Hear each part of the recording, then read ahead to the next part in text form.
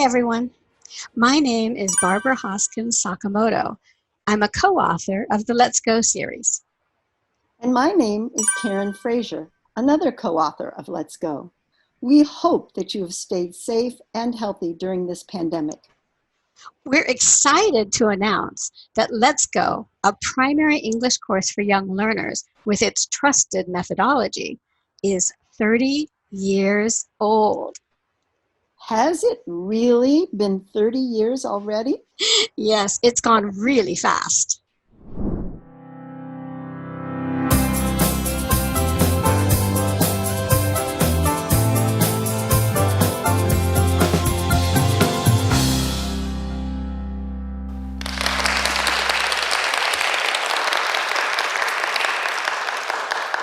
네, 여러분 반갑습니다. 이퍼블릭 이 귀한 세미나에 초청해 주셔서 감사드리고요. 온라인으로 오프라인으로 여러분들과 함께 좋은 인사이트를 가질 수 있는 그런 시간 만들어 보도록 최선을 다하겠습니다. 저는 오늘 강의를 맡은 성균관대학교 최지봉입니다. 오늘 제가 준비한 이야기는요. 4차 산업혁명, 이것도 힘들어 죽겠다 그러는데 코로나까지 찾아왔어요. 그래서 이거 어떻게 슬기롭게 극복할까 이 이야기를 가져왔습니다. 정말 많은 분들이 이 이야기에 대한 이 질문에 대한 답을 내놓고 있는데요. 저는 특이하게 마음부터 바꾸자. 그래서 내 마음을 바꿔야 할 이유도 알아보고 내 마음을 어떻게 바꿀지 생각해 봐야 할 9가지 꼭지, 9가지 코드를 한번 가져와 봤습니다. 도대체 무슨 얘기인지 같이 들어가 보시죠. 4차 산업혁명은 사실 문명의 교체 현상입니다. 인류의 삶이 이 스마트폰과 함께 디지털 공간으로 이동했다고 볼 수 있죠. 인공지능, 로봇, 자율주행차 그래요. 앞으로 올 거고요. 바뀔 거라고는 충분히 이해합니다. 그런데 아직 오진 않았죠. 하지만 이 문명 교체는 이미 아주 엄연한 현실이 되었습니다. 그래서 교육도 생각을 좀 다시 해봐야 돼요. 그 혁명을 상징하는 게 사실 저는 BTS라고 생각합니다. BTS 여러분 이번에 BTS가 빌보드 차트 싱글 차트 핫백에 1위와 2위를 동시에 차지했습니다. 역사적으로 그렇게 한 가수가 5가수밖에 없어요. 맨 처음 그걸 한 게 비틀스라고 하죠. 왜 BTS가 21세기 비틀스라고 불리웠는지 정말 데이터가 얘기해 준 것 같습니다. 그런데 그 사람이 왜 잘 될 수도 있지 무슨 혁명의 상징이냐, 룰 바꾼 걸 보여준 거죠. 원래 가수는요, 거대한 자본이 있는 기획사가 키우는 거고요. 그들이 방송에 내보내서 인기를 얻게 하는 겁니다. 이 두 절대 권력을 절대 무시할 수 없죠. 그런데 BTS 한번 볼까요? 빅히트 엔터테인먼트 돈 없었어요. 그래서 진짜 열정적이고 재주 많은 친구들만 뽑아갖고 유튜브로 데뷔해서 활동시킵니다. TV에 나왔지만 사람들 별로 인지도도 없었죠. 유튜브에서 활동을 한 지 4년 만에 그런데 놀랍게 미국에서 1등을 합니다. 아메리칸 뮤직 어워드 소셜 아티스트 부문 1위. 지금 현재 200주째 그 자리를 계속 차지하고 있어요. 이것도 기네스북 기록이죠. 그런데 BTS를 키운 건 자본과 방송이 아니라 그럼 뭐였죠? 네. 아미, 팬덤, 그리고 SNS라는 새로운 무대입니다. 이걸 상업적인 걸로 한번 생각해 보면요. 자본도 없이 멋진 물건을 만들어내고 멋진 서비스를 만들어낸 다음 그걸 사람들한테 팬덤을 일으키게 되면 전 세계 최고의 위치에 올라갈 수 있다. 이런 가능성을 보여준 거예요. 야, 인류의 삶에 이 근간이 바뀐 것을 보여주네요. 실제로 KBS, MBC 이런 지상파는 어려워졌고요. 유튜브, 넷플릭스 이런 데는 폭발적인 인기를 얻어갑니다. 대한민국도 이제 국민의 72%는 영상 어떻게 보세요? 그랬더니 폰으로 제가 원하는 거 찍어서 봐요. TV는 28%에 불과합니다. 은행도 이제는 지점 경영보다 모바일 뱅킹. 대한민국 70%가 그걸 원하니까요. 또 유통도 마찬가지입니다. 코로나 오고 나서 100년 된 백화점, 시어스, JC페니, 니만 마르크스 다 망했고요. 온라인은 급격하게 성장 중입니다. 말하자면 인류의 삶의 방식이 완전히 바뀐 거예요. 심지어 코로나가 오고 나니까 나는 그래도 은행에 있을 거야. 나는 그래도 옛날 시스템이 좋아하던 분들도 이거 큰일인데 나도 언택트가 보장된 디지털 문명으로 가야겠어. 소위 말해서 디지털 문명의 엑셀러레이터, 가속기 역할을 코로나가 하고 있다는 겁니다. 교육도 어떤가요? 집에서 학습하죠. 뭔가 근본적인 변화가 필요해 보지 않으세요? 지금까지 하는 방식대로 우리 수능만 애들 잘 가르치면 해결될까요? 인재가 정말 그게 기준일까요? 완전히 달라졌습니다. 문명이 달라지면요. 그 표준이 달라지면 아이들을 키우는 방식도 교육의 근본도 다시 생각해 봐야 됩니다. 오늘 그거 한번 다시 체크해 보시자고요. 자, 먼저 디지털 트랜스포메이션이라고 불리우는 혁명의 본질부터 보시죠. 너무 명백합니다. 이놈의 스마트폰 때문이에요. 부모님들은 참 스마트폰 때문에 고민이 많으시지만 명백한 건 스마트폰을 잘 사용하는 인류가 표준이 됐다는 겁니다. 대한민국은 지금 인구의 95% 이상이 쓰고 있어요.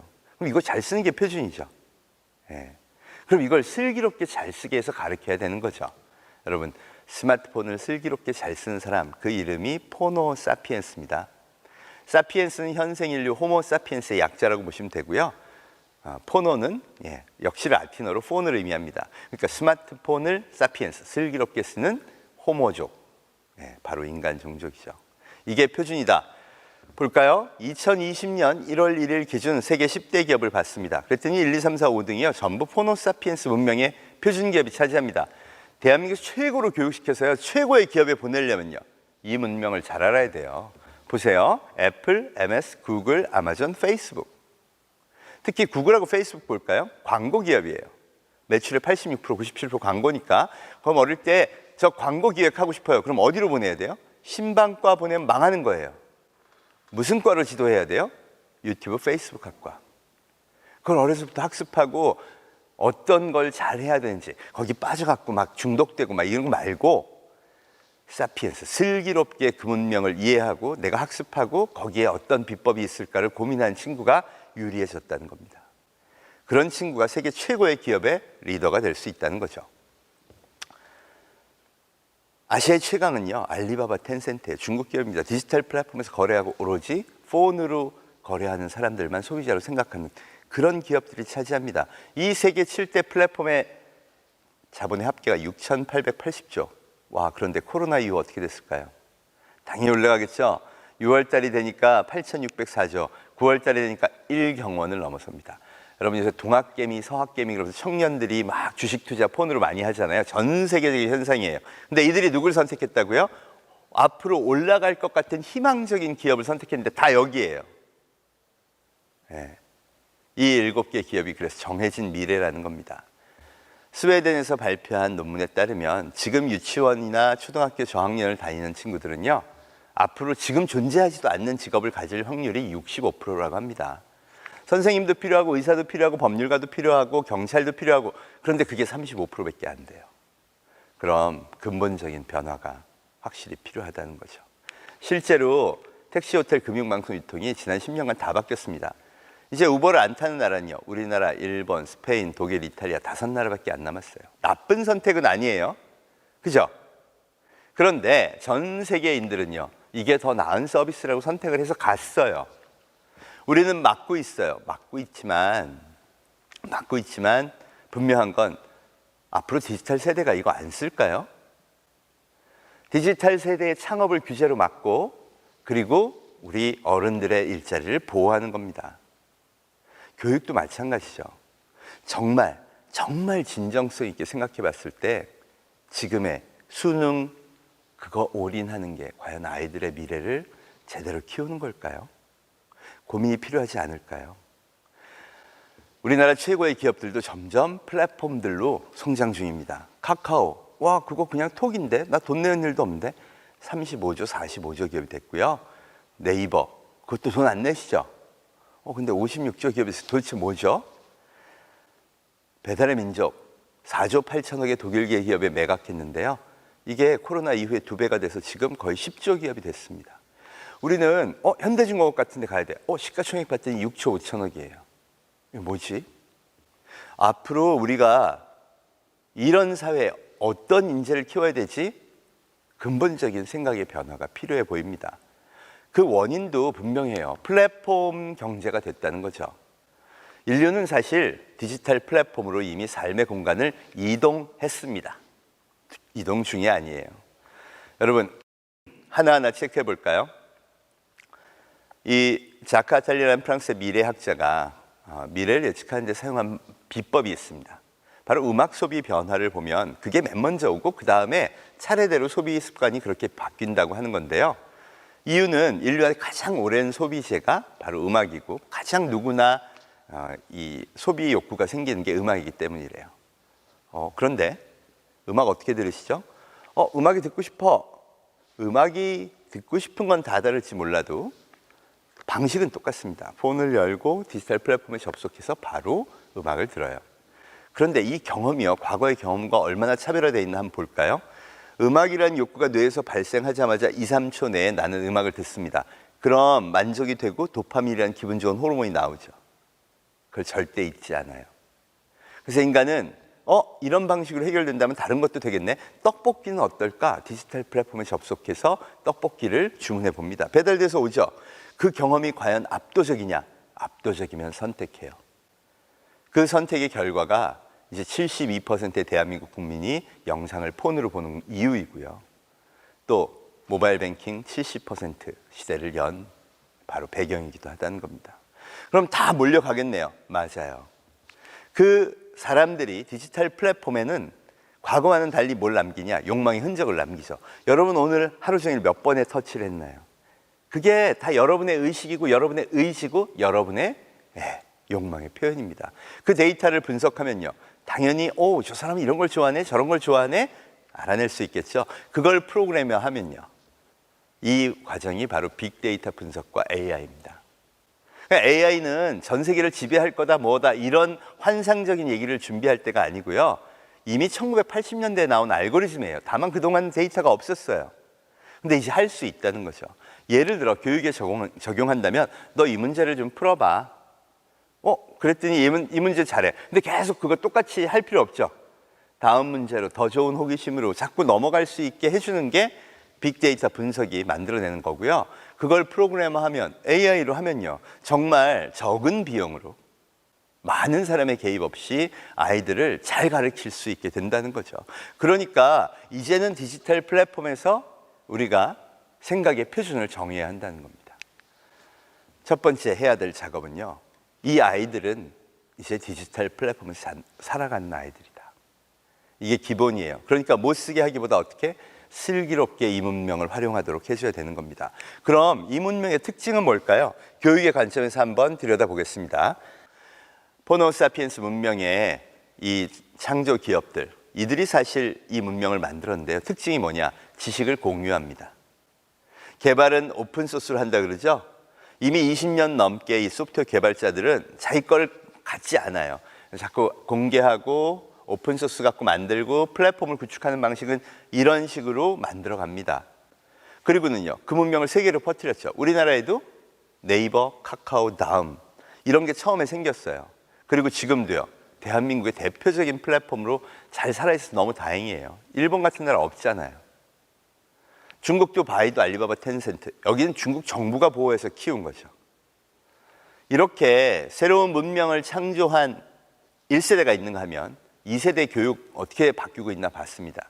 제가 영재발굴단에 갔더니요, 이 프로그래밍 천재들이 있어요. 코딩을 초등학생인데 너무 잘해. 막 인공지능 프로그램도 해요. 어떻게 배웠니? 이랬더니 교수님 유튜브 보세요. 검색하면 6살 꼬마가 하는 인공지능 프로그램이라는 그런 방송도 있어요. 들어가 봤더니 6살 꼬마가 진짜 해요. 프로그램 내용은요, 요걸로 프로그램을 짠 다음 사과를 학습시켜요. 사진 찍어서. 그럼 이제 얘는 사과라는 게 어떻게 생겼는지 알아요. 프로그램이. 토마토도 인식시켜요. 얘는 알아요. 마트에 가서 해봤더니 사과라고 대답하고 토마토라고 대답해요. 이걸 좀 발전시키면요, 얼굴 인식도 하겠죠.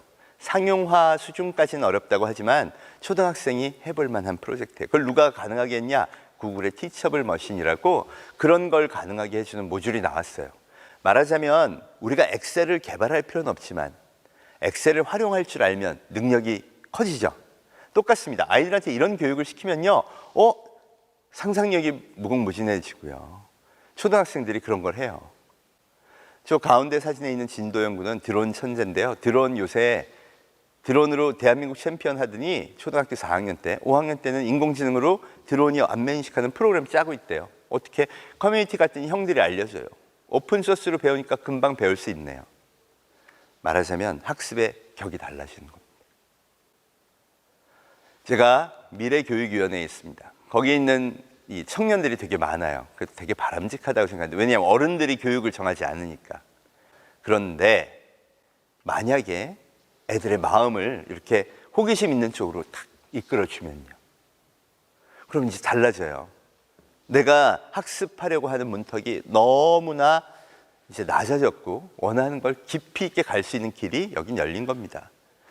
이런 초등학생들이 나중에 자라면 어떻게 되냐? 비탈릭 부테린, 저기 있는 청년이 바로 이더리움 개발자입니다. 19살 때 만들었어요. 그래서 19살 때 암호화폐 넘버2를 만들어 10조 원을 벌은 거예요. 야, 니 어떻게 그런 걸 상상을 했니? 15살 때부터 완전히 블록체인에 빠져 있었어요. 제일 관심 있었던 건 수학. 그래서 전 세계 수학의 이 세계를 깊이 있게 들어갑니다. 여러분, 저 친구 올림피아드, 과학 올림피아드 3등한 친구예요.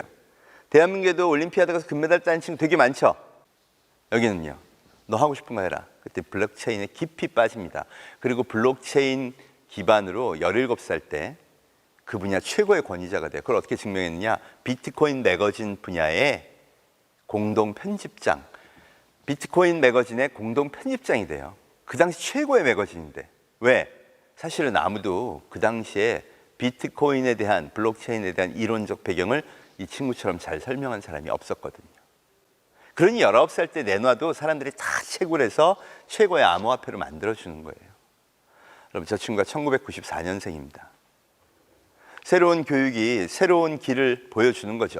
그 옆에 있는 김태훈 군, 울산 과기대에 입학했어요. 물리학과에. 근데 코딩에 빠졌습니다. 그래서 똑같이 커뮤니티 또 오픈소스 이런 방식으로 자기 스스로를 계속 학습합니다. 실력을 키워가죠. 인공지능 분야에 되게 관심이 많았어요. 자기 실력을 어떻게 증명했냐? 알파고가 이세돌을 이긴 다음 소스코드 80%를 공개했습니다. 여긴 늘 그래요. 우리 커뮤니티에 들어와. 이번에 GPT라는 인공지능도 우리 오픈해. 그걸 싹 배우더니요, 열심히 학습을 한 다음, 아까 알파고가 20%는 공개 안 한다 그랬죠? 그걸 풀자. 커뮤니티에서 그런 운동이 일어납니다. 김태훈이 혼자 울산에서 20개의 핵심 모듈을 풀어버렸죠. 그거 공개했어요. 난리가 났습니다. 제프 딘이라고요, 알파고 개발의 디렉터 중에 한 명입니다. 이분이 너무 놀라서 너 같은 실력자가 여기 있었구나, 직접 편지를 해서 우리 회사로 오라고 스카우트 제이메일을 보냅니다. 이것 때문에 유명해진 게 김태훈이죠. 네. 여러분, 못 갔어요. 군대 가느라고. 괜찮아요. 자기 실력 있잖아요. 그래서 3년 동안 공익하면서 실력 더 키우고요, 전 세계 AI 엔지니어가 꿈꾸는 회사, 일론 머스크, 이 테슬라의 CEO가 세운 인공지능 회사 오픈 AI에 2019년 입사합니다. 연봉은 33만 불. 여러분, 3억 8천만 원 받고 갔어요. 데이터가 이 시대가 혁명 시대라고 얘기해주고 있다는 거죠. 그러니 이들로부터 우리가 교훈을 얻어서 아이들의 학습 방법을 좀 슬기롭게 바꿔야 한다는 겁니다. 이유는 이겁니다. 학습을 다르게 하면요, 메타인지가 달라져요. 여러분, 교육에서 제일 중요한 것 중에 하나로 요새 메타인지가 나오는데요, 나는 이건 알아요, 이건 할 수 있어요를 스스로 판단하는 이 객관적 자아라고도 하죠. 그런데 검색을 잘하고요, 오픈소스를 학습한 친구는요, 초등학교 5학년 인공지능 프로그램 할 수 있어? 교육으로는 못해요. 그죠? 학습으로는 할 수 있다. 이런 시대가 열렸다는 겁니다. 대한민국 정규 교육으로는 그건 할 수 없는 거지. 근데 스스로 학습하면 그거 오픈소스 받고 형들하고 커뮤니케이션 하면요, 할 수 있을 것 같아요. 이렇게 되는 거예요. 그리고 그들이요, 이 메타인지를 이용해서 새로운 세계를 막 만들어가고 있어요. 지식만 공유하지 말자. 네. 폰을 든 인류는 이제 지식이 아니라 택시도 공유하자, 호텔도 공유하자, 배달도 공유하자, 주방도 공유하자, 온갖 새로운 아이디어들을 새로운 삶의 형태에 맞게 내놓기 시작했습니다. 그리고 그게 공유 경제에 이어서 플랫폼 경제로 정착되고 있고요.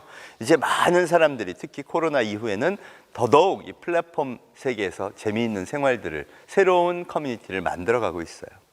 여기서 이 아이들의 일자리가 나오고요, 여기서 이 아이들의 미래가 전개되는 겁니다. 그걸 이끌어가는 세대가 바로 MG 세대죠. 혁명의 본질은 뭐냐? 잘 흘러가던 역사가요, 거꾸로 뒤집힌 겁니다. 원래 혁명이 그런 뜻이죠. 저는 X세대입니다. 그래서 베이비 붐 세대한테 열심히 배웠어요. 이 시대를 어떻게 하면 잘 가는지. 그런데 억울하게도 이 시대의 표준이 바뀌어버린 거죠. 대한민국 대표 세대는 저는 55세라고 이야기합니다. 그게 국회의원 평균 나이, 우리가 뽑은 사람들이죠. 이 사람들이 항상 좋은 지혜를 갖고 있는 게 원래 맞아요. 그런데 이제 그게 안 맞습니다. 예를 들어 볼까요? 은행에 있어요, 제가. 그럼 열심히 수업할 때 뭐가 되려고 하는 거냐? 지점장이 되려고 하는 거죠. 지점장 수업을 20년 동안 해서 이제 난 진짜 잘할 수 있어? 그렇게 됐는데 죄송합니다. 이제 지점은 다 폐쇄하겠습니다. 왜? 국민의 70%가 모바일 뱅킹으로 갔어요. 데이터는 표준이 달라졌습니다라고 얘기합니다. 아프죠, 힘들죠. 여러분, 혁명의 뜻이요, 가죽이 찢기는 고통이에요. 그래서 새로운 시대에 맞춰서 움직여야 됩니다. 그걸 판단하는 기준은 뭐냐? 오로지 데이터입니다, 여러분. 어느 누구도 혁명 시대에 정확한 진단을 할 수 없다고 생각합니다. 그래서 최대한 믿어야 되는 게 뭐냐? 과연 사람들이 어디서 살고 있느냐? 은행은 70%가 모바일 뱅킹이면 모바일 뱅킹으로 움직였구나. 방송도 70%가 폰으로 본다? 방송도 움직였구나. 이런 데이터에 근거해서 미래를 차곡차곡 준비해야 한다는 거죠. 특히 G세대가요, 완전히 다릅니다. M세대가 그 X세대와 다른 건 어려서 인터넷을 경험했느냐 안 했느냐 그 차이예요. 왜 1994년생 비탈릭 부테린은 이걸 누구보다 쉽게 만들었을까요? 정말 훌륭한 수학자들도 많았는데 이게 붙어 있어서 완전히 뼛속으로 인지하고 있는 거예요. 그러니 이렇게 몸에 밴 사람들의 습관으로부터 나오는 그런 아이디어들은요, 이기기가 어렵습니다. 더군다나 포노 사피엔스 시대의 주역이라는 G세대, 지금 우리가 교육하는 아이들은요, 어려서부터 스마트폰을 달고 살아요. 좋든 나쁘든 말이죠. 여기서 현격한 차이가 발생합니다. 실제로 한번 볼까요? 우리가 알고 있는 표준은 이겁니다. 코로나 확진자, 메르스 확진자 뭐 다 나올 때마다 질병관리본부에서 보도자료 형태로 저렇게 내보내요. 불편하지 않으시죠? 여러분, 저게 불편한 사람들이 지금 대한민국의 G세대였어요. 26살 이동훈이라는 대학생이 어른들 미쳤나 봐. 나 오늘 강남역 가야 되는데 확진자 어디 있는지 저거 보고 어떻게 알아? 그죠? 그래서 강남역 치기만 하면 확진자가 저렇게 그래픽하게 딱 뜨는 걸 만들어야겠다 그러고 만들어요. 상상이 다른 거죠. 데이터는 똑같은 걸 썼습니다. 걸린 시간 이틀. 너 어떻게 이틀 만에 이걸 만들어? 공유 이 오픈소스 기반으로 학습을 해왔거든요. 상상력도 실행 능력도 그리고 결말이 나는 시간도 완전히 다르다는 겁니다. 심지어 최근에는 이거 라이브로 실시간으로 좀 알려주면 좋겠어. 아침 10시까지 어떻게 기다려? 무섭잖아. 그랬더니 20살 2000년생 홍준서 군이요, 라이브를 만들었어요. 어떻게 만들었냐 물어봤더니 재난문자입니다. 대한민국 5천만 국민이 매일 재난문자 받죠. 그걸 읽어서 자동으로 읽어서 프로그램을 한 다음 저기 뿌리는 걸 그냥 군대 가기 전 개인 프로젝트로 완성해버렸어요. 여러분, 여기 몇 명이나 들어가서 여러분 이거 매일 보세요. 만든 지 일주일 만에 800만 명이 들어와서 저걸 쓰고 확인했습니다. 코로나 라이브요. 어느 쪽이 미래의 문명을 만들어가는 훌륭한 인재일까요? 명백하게 상상력과 사고를 다 바꿔줘야 됩니다. 세 번째 코드는 상상력이 달라진다는 거예요. 그리고 당연히 그에 따른 실행 능력도 달라지죠. 이런 아이들 어떻게 다르게 키워야 할까? 근데 여러분, 수능이란 건 정형화된 시스템에 들어갈 인재를 키우는 방식이었어요. 나쁜 건 아닙니다. 그런데 정형화된 시스템이 붕괴된다면 다르게 키워야죠. 더군다나 이번 코로나 이후에요, 선생님들이 다 이렇게 온라인으로 수업을 가르치십니다. 와우, 달라져야 된다는 거죠. 실제로 에콜 42 같은 프랑스의 IT 학교는요, 수업도 없고 교사도 없어요. 프로그래밍을 가르치는데 그럼 어떻게 가르쳐요? 스테이지 1, 이 프로그램을 완성하시오. 무조건 깨고 가야 됩니다. 게임처럼. 그만큼 검색해서 스스로 학습하고 문제를 해결하는 환경이 잘 갖춰졌다는 뜻이죠. 여기에 3년을 통과하잖아요. 전 세계에서 막 다 데려가요. 문제 해결 능력이 뛰어나니까. 아, 문제 해결 능력이 필요하구나. 그것도 어디서? 디지털 플랫폼 기반에서. 우리 대한대학으로 많이 각광받고 있는 미네르바 스쿨. 문제가 여러 개 있겠지만 이번에 코로나 때 아주 크게 각광받았습니다. 캠퍼스가 없어요. 어차피 온라인 수업이야. 7개 도시를 내내 전 세계를 돌면서 문명을 배우고요. 학생들은 수업의 절반은 문제 해결하는 거예요. 우리나라도 있죠. 우리나라에서는 카카오 또 네이버, 서울시 이런 데 가가지고 새로운 디지털 서비스 뭐 만들까? 그거 기획하고 발표하고 하는 게 한 학기 수업이에요. 이런 인재들이 여러분 회사에서도 여러분 밑에 부하 직원이라면 더 필요하지 않으세요? 이게 우리가 진정성 있게 바라봐야 되는 세상의 변화라는 겁니다. 저는 치킨 가게를 잘하고 있고 시장의 가게를 잘하고 있어요. 백화점도 잘 운영하고 있는데 코로나가 계속 오면 어떡하죠? 바꿔야죠. 이건 인류의 생존에 걸린 문제입니다. 과거엔 선택이었다면 이제 생존의 문제가 된 거예요. 새로운 배달 산업, 포장 산업, 디지털 문명에 기반해서 새로운 활로를 찾아야 한다는 거죠.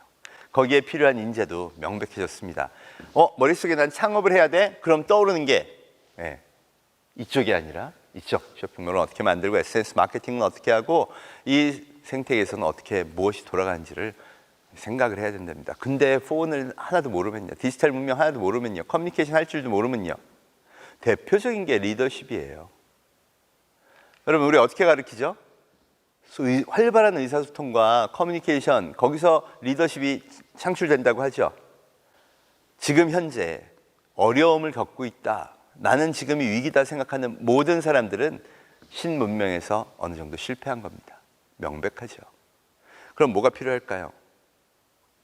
항상 실패는 일상이에요. 인류는 매일 실패해요. 그런데 거기서 멋지게 도약해야 됩니다. 심리학 하시는 분들이 그걸 회복 탄력성이라고 얘기하죠. 혁명시대의 회복 탄력성은 정말 중요한데요. 그걸 결정하는 요소가 봤더니 자기조절력, 대인관계력, 긍정성이랍니다. 자기조절력, 감정을 잘 통제하는 동시에 냉철하게 지금 원인을 분석해서 미래를 준비해야 된대요.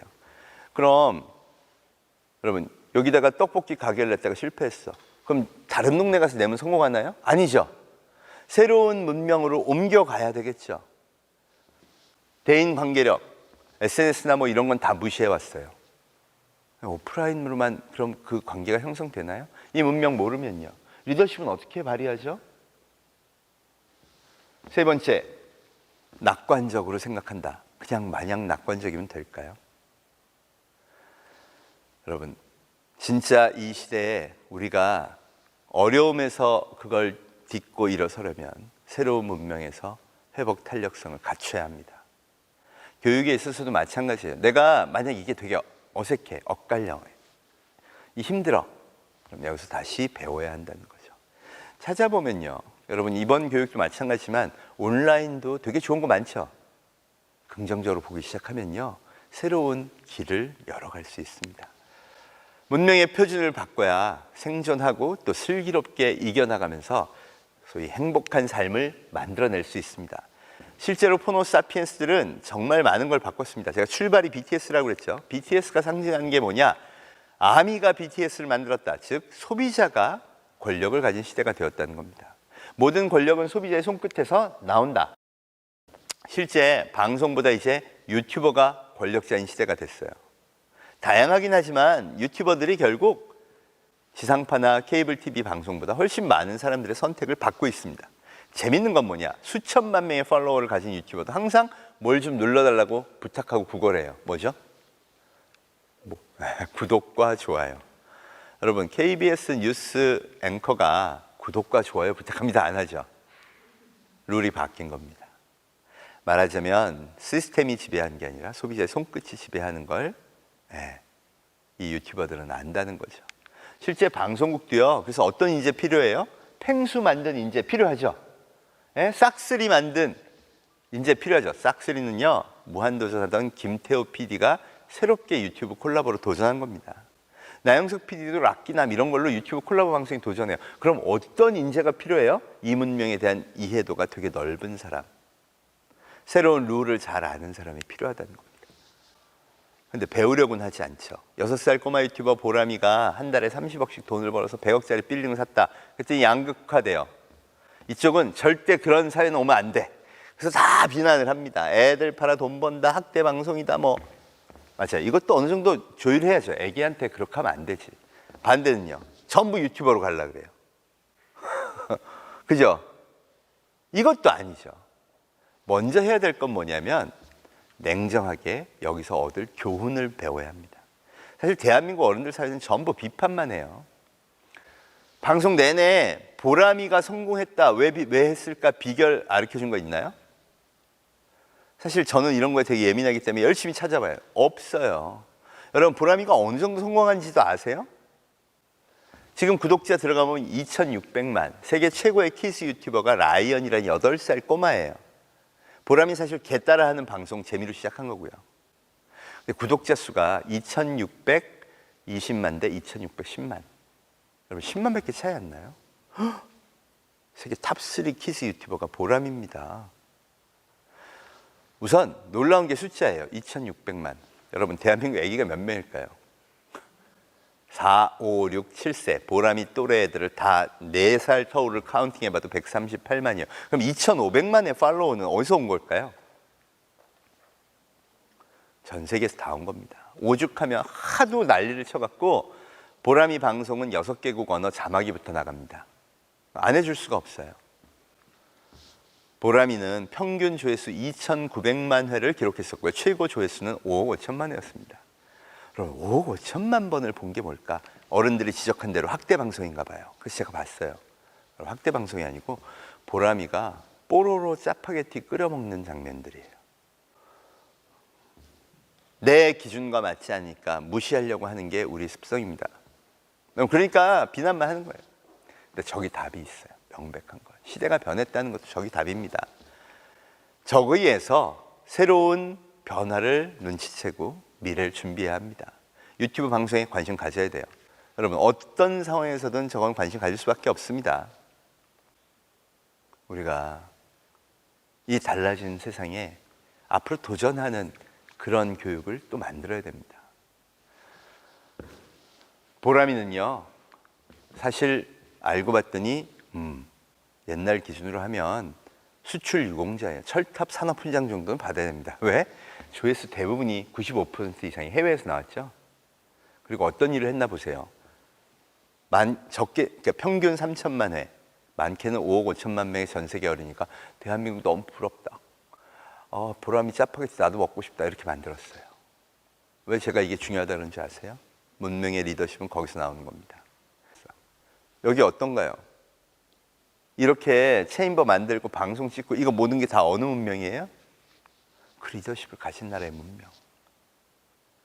이게 진짜 중요한 겁니다.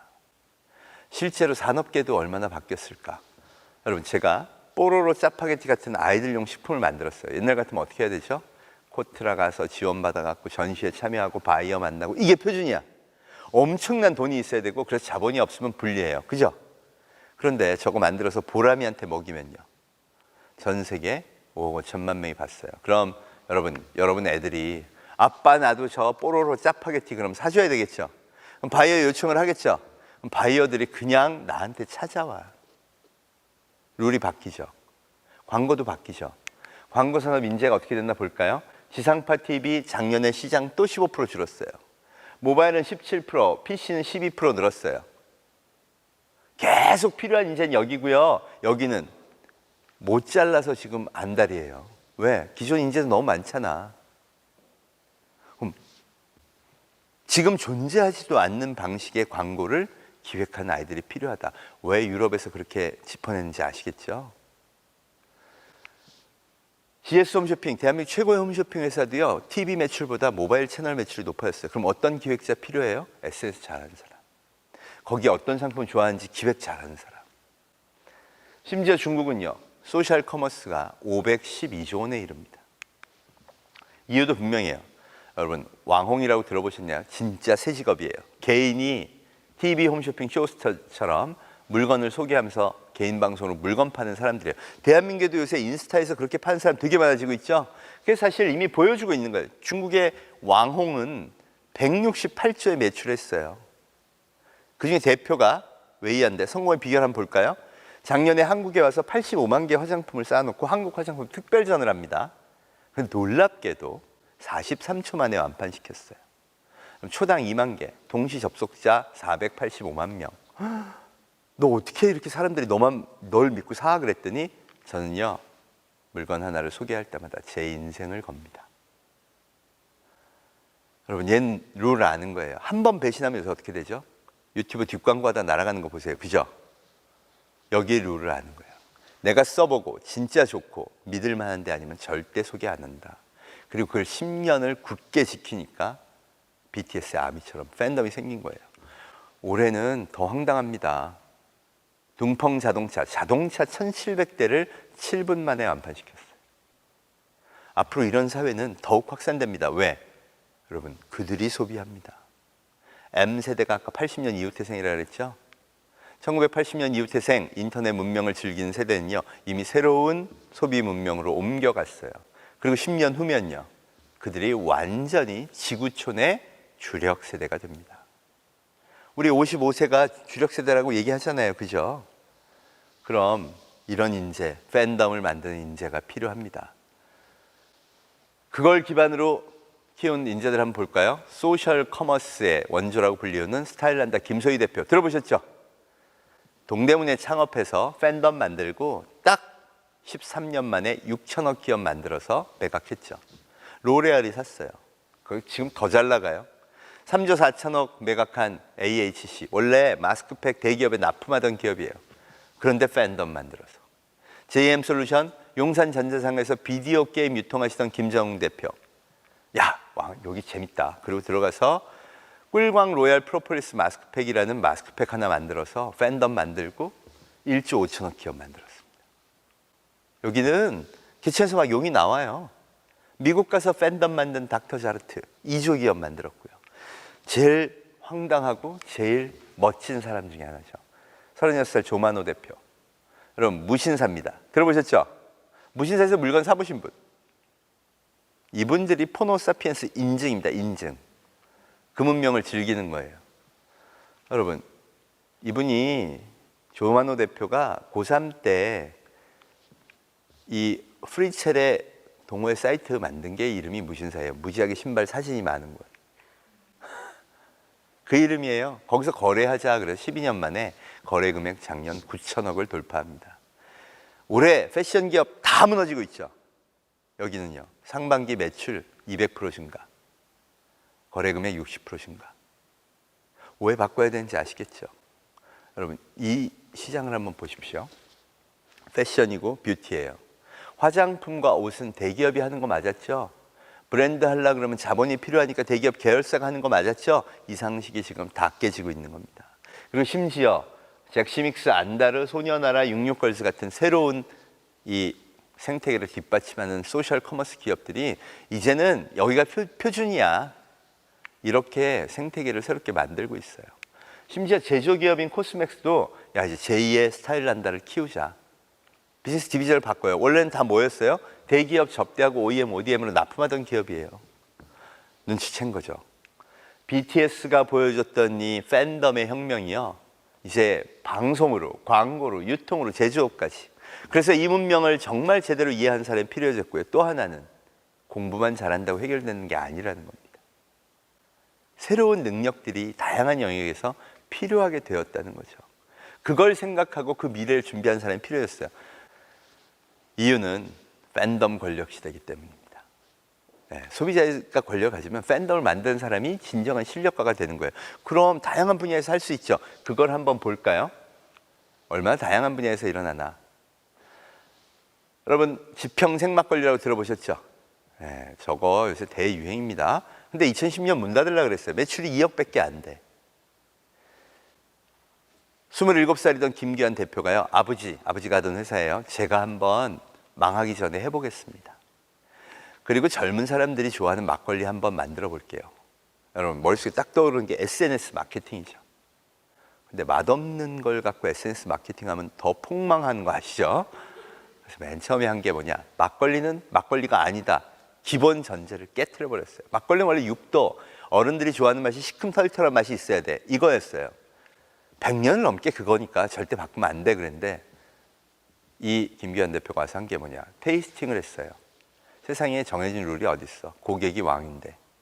그리고 젊은 사람들이 먹게 했더니 5도의 달달한 맛을 좋아하더라. 그냥 낸 거예요. 그리고 SNS 마케팅을 합니다. 경험해본 사람들이 이건 괜찮네. 우리 할아버지가 주던 건 아닌데 이건 괜찮아 그러면서 퍼지기 시작하더니 10년 만에 매출 100배, 200억 매출을 돌파합니다. 당근마켓, 다들 생각했어요. 저건 끝났어. 중고나라 번개장터 있으니까. 근데 이분이 뭐에 집중했느냐?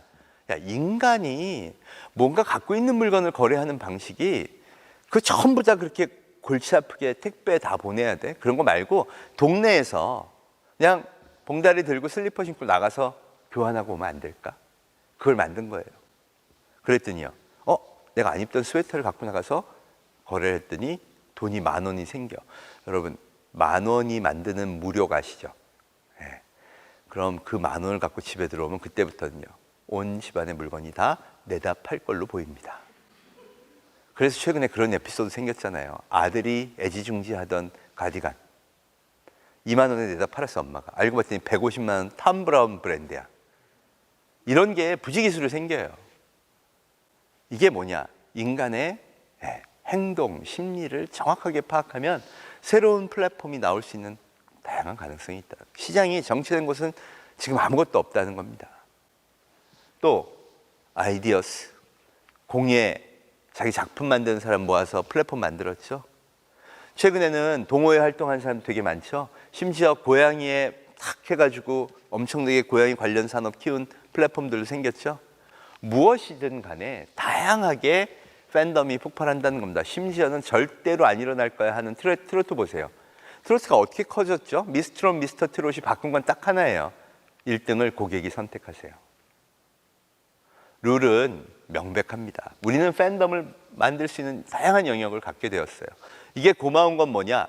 자본이 지배하면, 시스템이 지배하면 정해진 시장만에 편입하는 거 외에 젊은 친구들이 갈 길이 없었어요. 그런데 이제는 모든 것이 새로운 시장이고 모든 것이 도전할 만한 그런 영역이 됐다는 겁니다. 그래서 비로소 아이들한테 진짜 1년이건 2년이건 탐색해서 네가 인생을 걸 만한 것들을 찾으라고 얘기할 때가 됐다는 겁니다.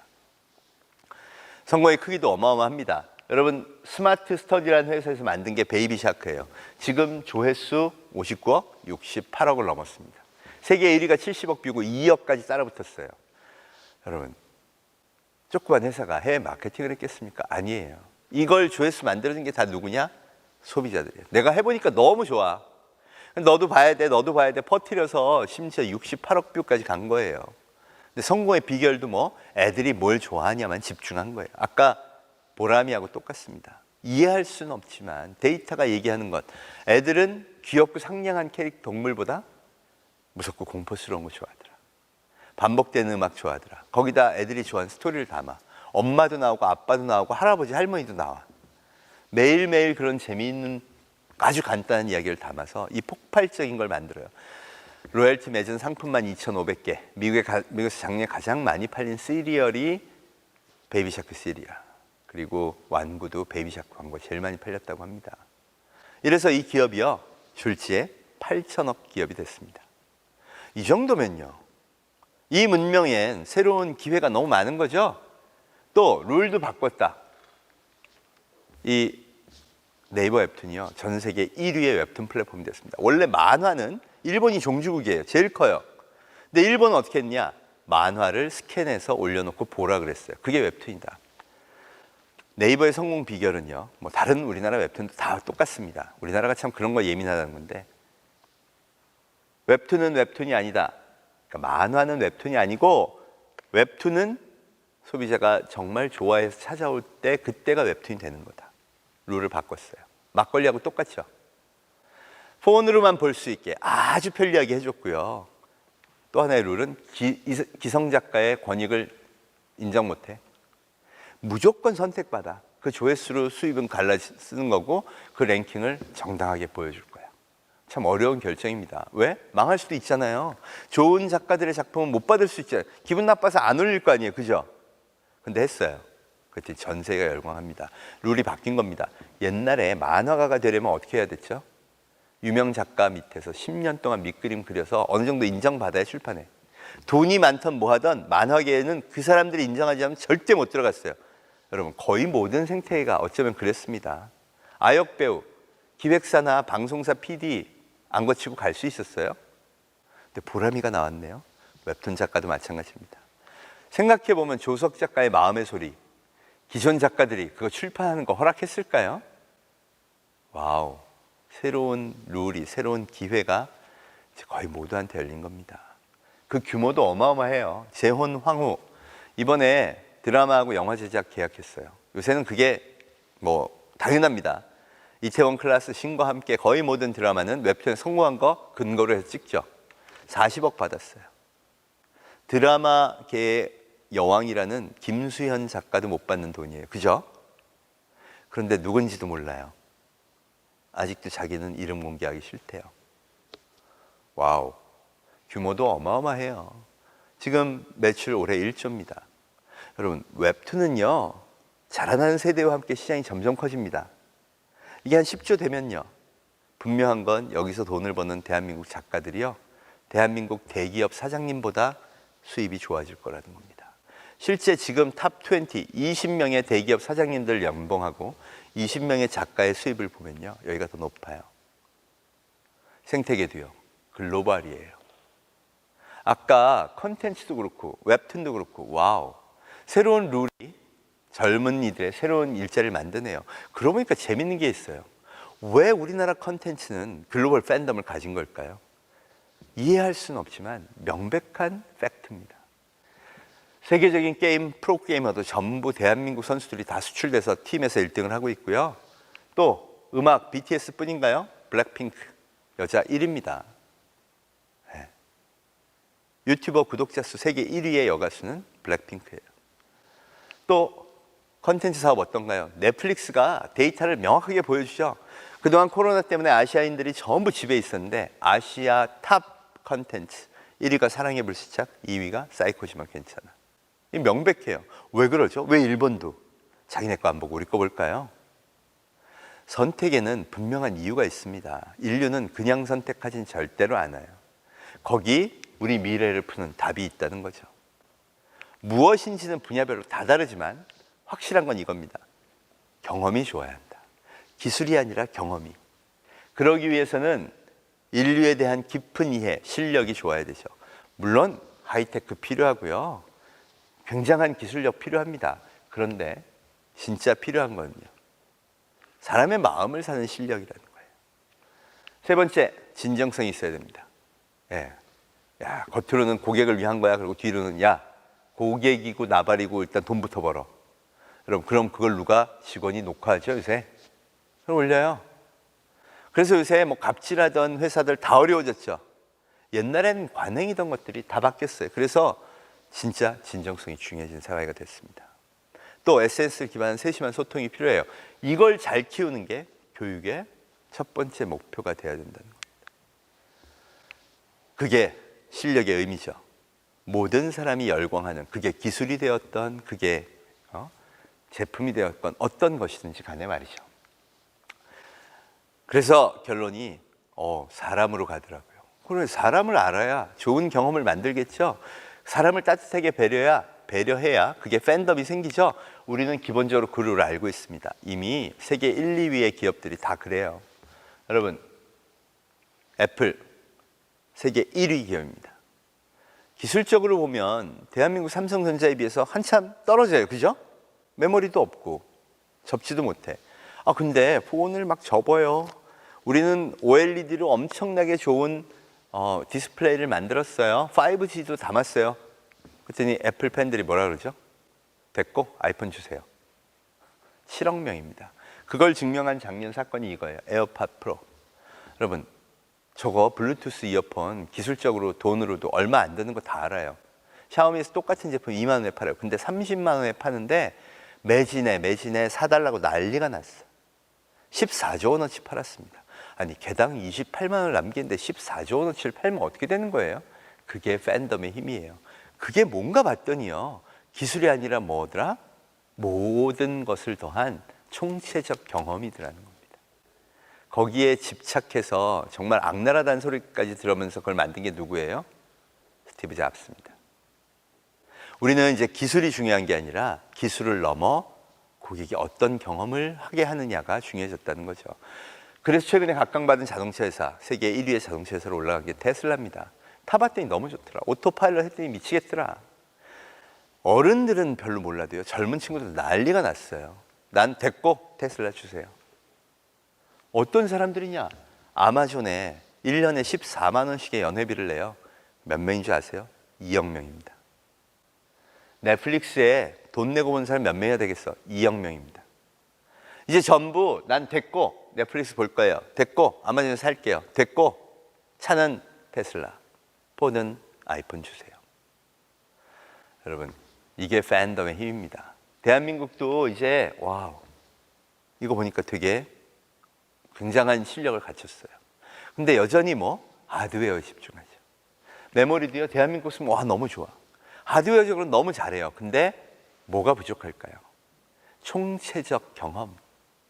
이걸 우리 아이들한테 이제 심어줘야 됩니다. 어떤 엔지니어가 되건, 어떤 작가가 되건, 어떤 컨텐츠 크리에이터가 되건 마음을 사는 기술을 너희는 가져야 된다. 이걸 이현영 선생님은 물질 자본 시대가 가고 공감 자본 시대가 왔다라고 표현합니다. 그리고 거기서는 대한민국이 정말 유리한 위치에 섰다. 왜 그런가 봤더니요, 인간에 대한 배려와 감성 느끼며 대한민국이 역사적으로 굉장한 이 파워를 이미 충분히 쌓아놨다는 거죠. 증거가 뭐냐? 인간 감성에 대한 표현한 단어가 제일 많아요. 요즘 애들 신조어도 만듭니다. 재밌으면 잼, 재미없으면 노잼, 더 재밌으면 꿀잼, 아주 재밌으면 개꿀잼이래요. 이 영어로 번역이 안 돼요, 그죠? 또 아주 재미없으면 개노잼인 줄 알았더니 핵노잼이래. 여러분, 이렇게 표현한 이유는요, 재미와 재미없다 사이에 그만한 느낌의 폭을 갖고 있기 때문이에요. 그럼 우리나라 콘텐츠가 왜 파워가 있느냐? 여러분도 똑같아요. 와, 인간의 저런 감성을 표현하는구나. 그 디테일한 것들을 표현해 주니까, 그것도 누가? 배우가, 누가? 작가가, 누가? 영상 감독이, 디렉터가 순간에 그 모든 것의 디테일. 왜 봉준호 감독도 봉태일이라고 그러죠? 그거에 대한 미칠 듯한 디테일이 있기 때문에 사람들이 선택을 하는 겁니다. 인류의 모든 선택에는 무조건적인 이유가 분명히 존재한다는 거죠. 우리가 앞으로 그래서 필요한 게 뭐냐? 인간에 대한 깊은 이해가 필요해요. 그래서 이런 학문, 인문, 철학, 예술, 역사, 문화, 심리, 사회, 과학 등이요, 계속 필요합니다. 그런데 디지털 문명과 접점을 찾은 이 학문의 새로운 시도가 필요하다는 거죠. 문제는 이것 때문에 디지털은 아니야라고 한다 그러면요, 갈 길을 잃는 거예요. 이 새로운 문명의 데이터에서 인간에 대한 깊은 내면의 걸 읽어야 됩니다. 여러분 생각해 보세요. 이건 단순히 도구일 뿐입니다. 우린 여전히 속껍질은 뭐예요? 인간 그 자체입니다. 그리고 그 인간이 요구하는 게 그래서 뭔가 봤더니 기본, 제일 베이시스가 휴머니티예요. 최근에 그런 말 많이 하죠. 디지털 시대에 정말 냉정하다. 여러분, 냉정한 게 아니고요, 더 높은 도덕적 요구를 합니다. 사람들한테 좋은 식품을 만들어 팔겠습니다. 그럼 회장도 갑질하지 마라. 옛날엔 그게 뭐 어때? 성공 좀 했으면 그럴 수도 있지. 아니요, 절대로 안 돼요. N번방 사건 같은 경우도 그렇습니다. 디지털 때 시대에 나오는 범죄구나. 한번 생각해 보세요. 옛날에는요, 그런 동영상을 갖고 있는 게 범죄라고 생각 안 했어요. 그죠?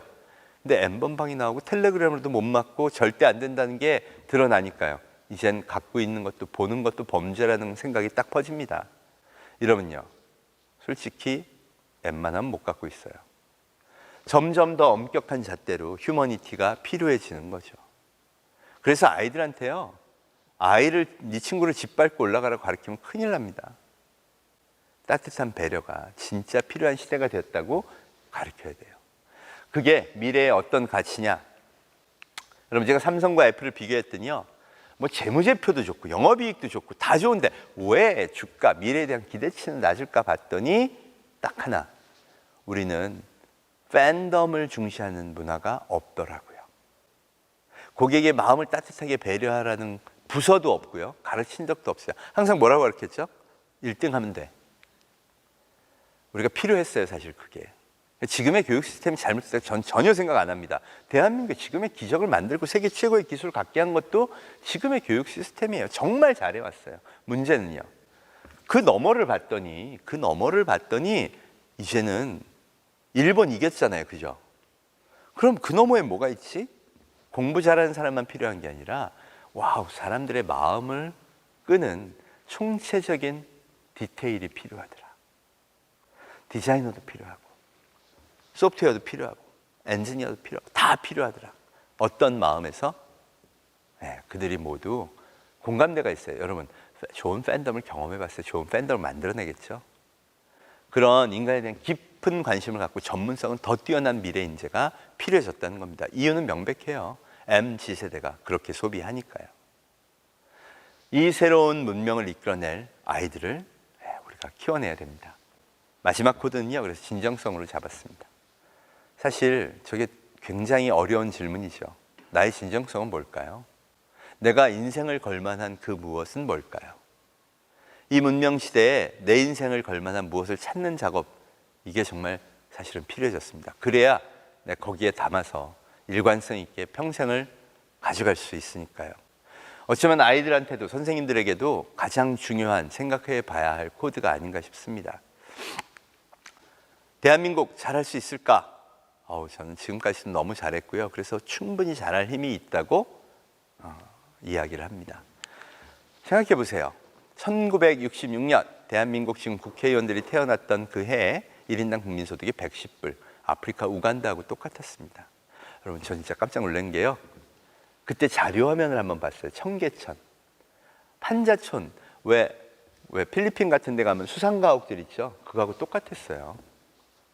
여러분, 지금의 대한민국 리더들은요, 50대, 60대는 그 아프리카 우간다의 밀림에서 어린 시절을 보낸 겁니다. 네. 그래서 사실 주말이면 그렇게 산에 가려고 그러는지도 모르겠어요. 밀림에 돌아가고 싶은 그런 마음 있죠? 그런데 여러분, 그게 말이 되네요. 지금 아프리카 우간다에 너희 조선업을 해야 돼. 되나요? 너희 반도체 산업에 도전해봐. 이 될까요? 미국의 한 역사학자가요, 한류 특강을 하고 있습니다. 왜 그분이 그걸 했냐고 봤더니 현대 인류 100년사를 봤더니 도대체 한국이란 나라 이해가 안 된다는 거예요. 아니, 아프리카 우간다하고 그때 똑같이 출발해서 어떻게 너희는 배를 만들고 세계 1등을 하고, 아무리 일본이 옆에 있다 그러지만 제철, 거기다 심지어는 이제는 어렵다는 첨단 기술인 반도체까지 1등을 하느냐. 더군다나 이번에 K방역 주목받고 있죠. 우리나라 왜 안 퍼질까요? 와우. 우리 의료 시스템, 또 우리 국민 개개인 한 사람이 도대체 어떤 이유로 이렇게 다른 사람들이 와우, 쟤네 괜찮다 하는 걸 우리가 크리에이트 해냈을까요? 저는 이게 대한민국의 잠재력이라고 봅니다. 저력. 우리는 기적을 현실로 만든 사람들입니다. 그건 세대에 아무 상관없이 다 퍼져 있다는 거죠.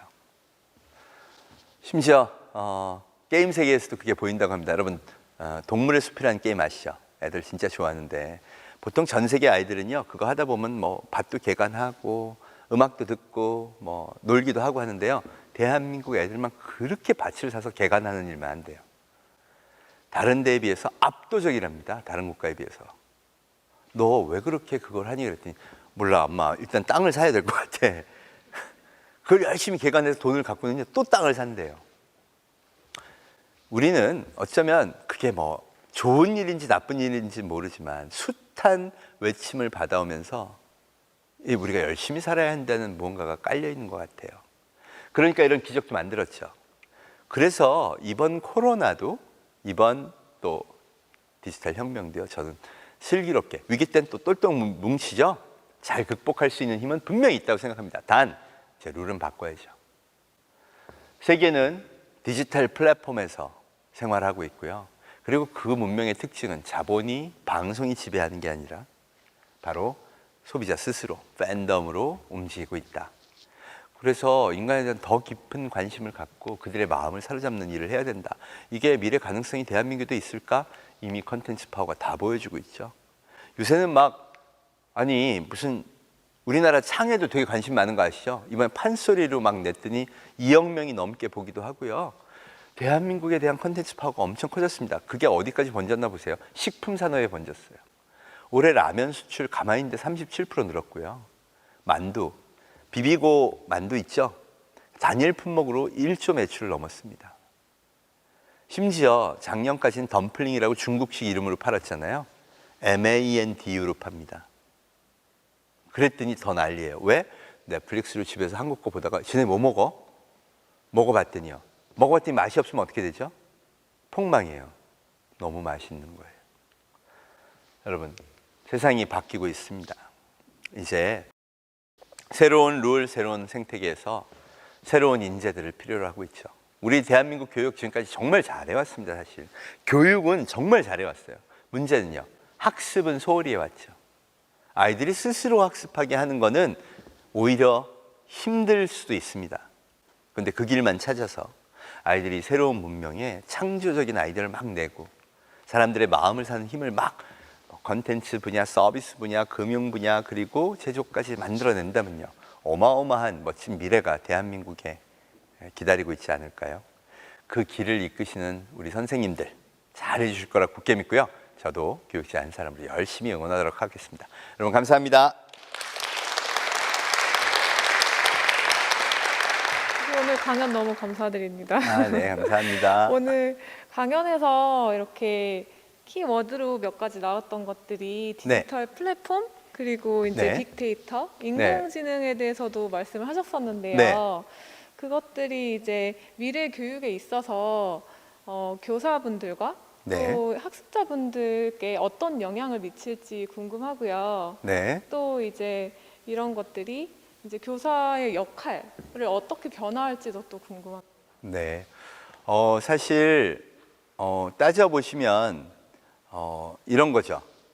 여전히 중요한 게 인간에 대한 이해, 따뜻한 배려, 그 사람들과의 친화, 이런 것들이 되게 미래의 인재상에 되게 중요해졌다 그러면 선생님의 역할도 여전히 되게 중요하다는 겁니다. 앞으로 뭐 인공지능이, 로봇이 뭐 이런 것들을 다 대체한다는 건 사실은 저는 절대 그렇게 생각하지 않고요. AI가 지금 할 수 있는 한계도 분명히 그런 면에서 존재한다고 생각해요. 저는 선생님은 그럼 어떻게 해야 될까? 일단 온라인으로 커뮤니케이션 하는 걸 좀 익숙하게 하셔야 된다고 생각해요. 왜냐하면 이게 계속 반복될 테니까.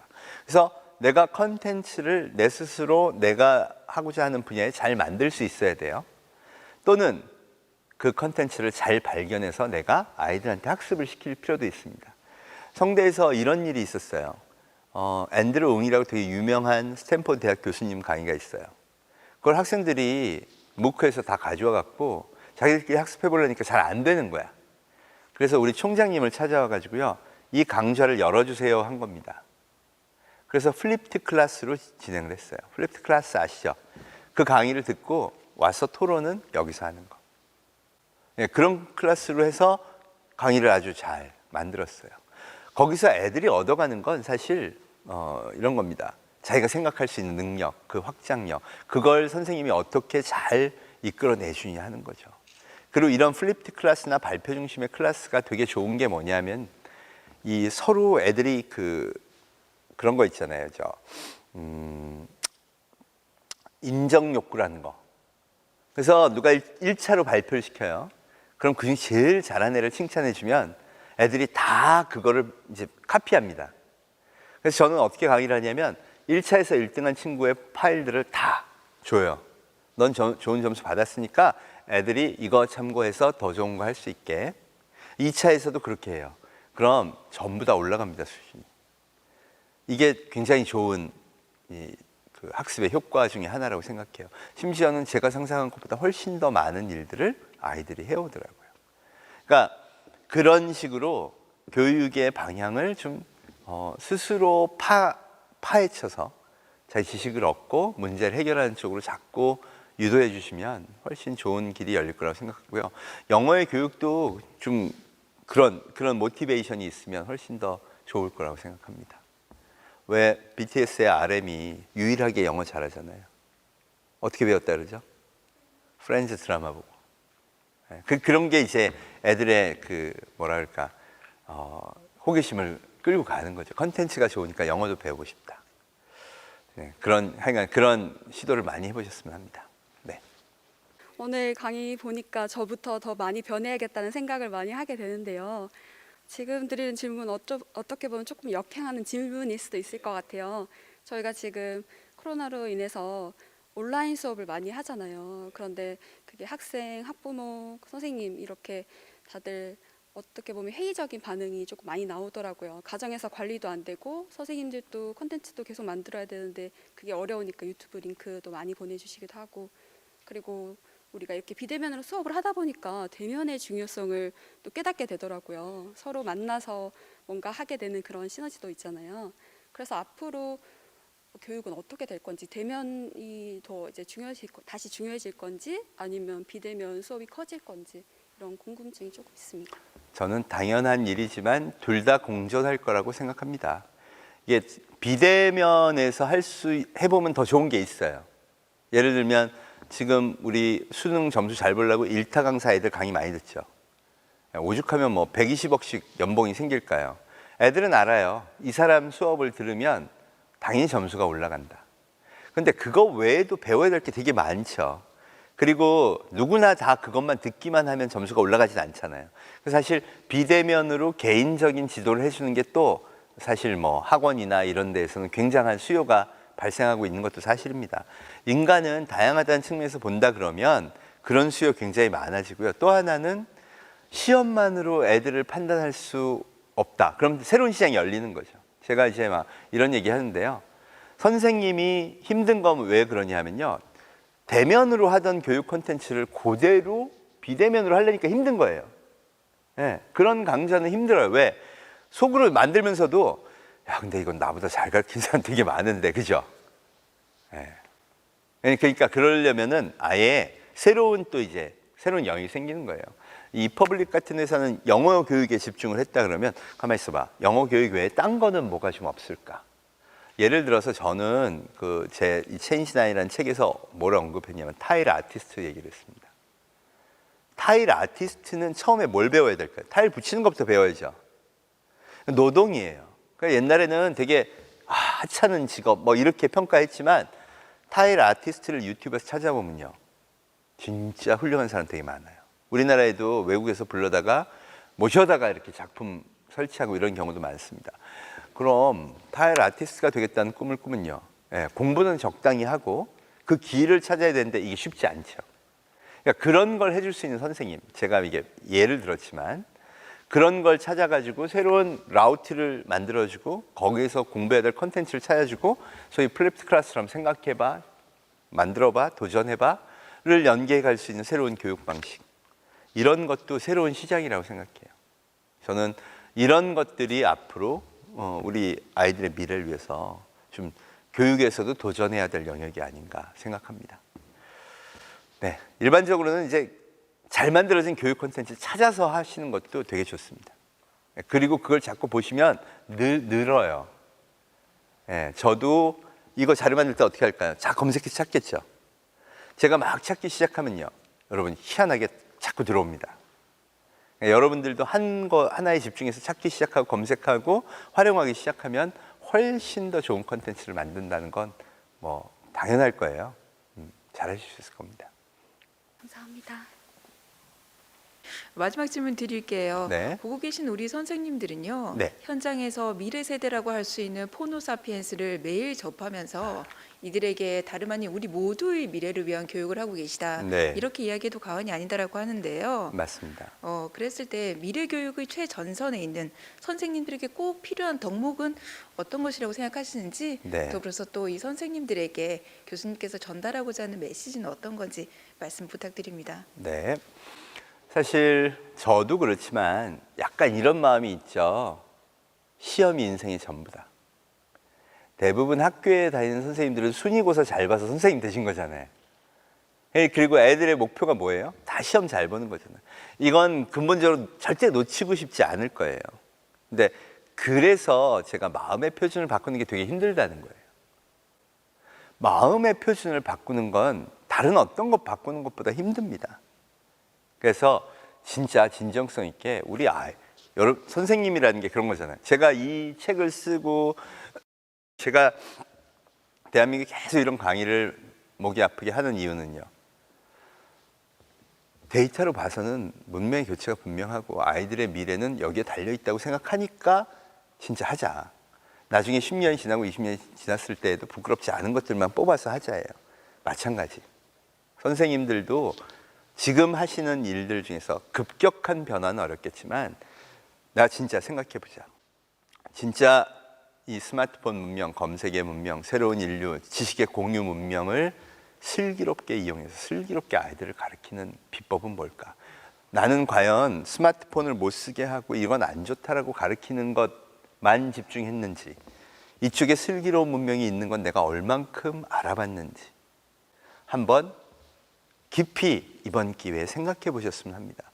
거기 내가 진짜 진정성 있게 느껴져야 거기 출발점입니다. 물론 사회에서 공부 잘하는 사람은 계속 필요해요. 아까 35% 있다 그랬잖아요. 그런데 그 사람들의 리더십조차 앞으로는 이런 새로운 관점에서 만들어져야 한다는 겁니다. 그러니까 그 길을 걷는다는 마음으로 좀 한번 깊이 있게 진정성 있게 아이들의 미래를 한번 생각해 보시면 조금씩 달라지지 않을까. 그걸 꼭 유념하셨으면 합니다. 네. 네, 감사합니다.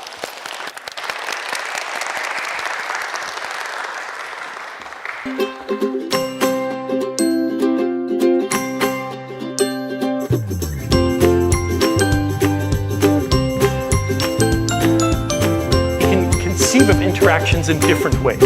And again, different theories look at interaction. 그런데 우리나라에서 실시하는 한국어 교원 훈련 과정도 대학교 가시면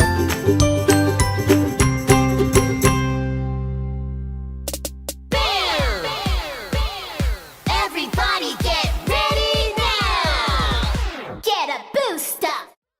Hello everybody! Today, we'd like to introduce a new coursebook series, Boost Up.